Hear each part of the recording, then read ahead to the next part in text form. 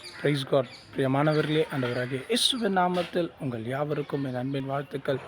இந்த நாளிலும் நாம் தியானிக்க போகிற பகுதி நீதிமொழிகள் 29ஆம் அதிகாரம் 2ஆம் வசனம். நீதிமான்கள் பெருகும்போதோ ஜனங்கள் மகிழ்வார்கள், துன்மார்க்கர் ஆளும்போதோ ஜனங்கள் தவிப்பார்கள். இந்த நாளிலும் அந்த வசனம் அப்படியே சொல்கிறது.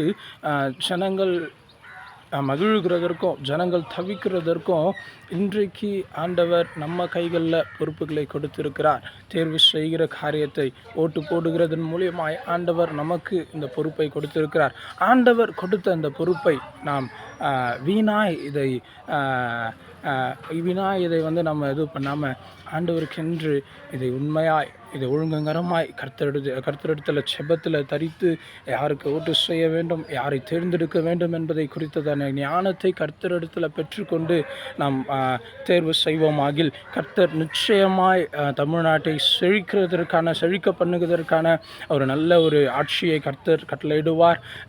நம்ம செய்ய வேண்டிய காரியம் ஒன்று தான். கர்த்தரிடத்தில் ஞானத்தை கேட்டு கர்த்தரிடத்தில் செபத்தில் இருந்து உமக்கு பிரியமானபடி ஆண்டவரே நான் ஆட்சியை நான் தேர்வு செய்ய வேண்டும், உமக்கு பிரியமானபடி நான் இந்த தேர்தலை நான் போடுகிறது கர்த்தர் எனக்கு கொடுத்த பொறுப்பில் அவருக்கு சுத்தமானபடி நான் யாருக்கு ஓட்டு போட வேண்டும் என்பதை குறித்து கர்த்தரிடத்தில் ஜபத்தில் தரித்து ஞானத்தை பெற்றுக்கொண்டு நான் தேர்வு செய்வேனாகில் கர்த்தர் நிச்சயமாய் ஒரு நல்ல ஆட்சியை கொடுப்பார். ஆமென்.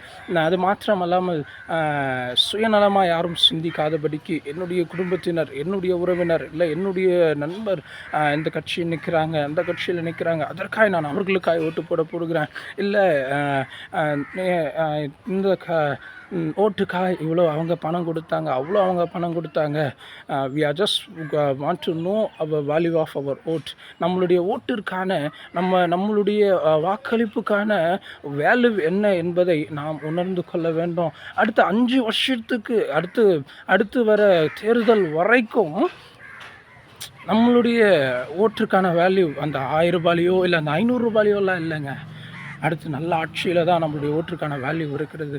அதனால் கர்த்தரிடத்தில் ஜெபித்து கர்த்தரிடத்தில் ஞானத்தை கேட்டு நாம் ஓட்டு போட்டு நாம் தேர்வு செய்து ஒரு நல்ல ஆட்சியை கர்த்தர் கொண்டு வரும்படியாய் நாம் விசுவாசிக்க வேண்டும். அல்லேலூயா.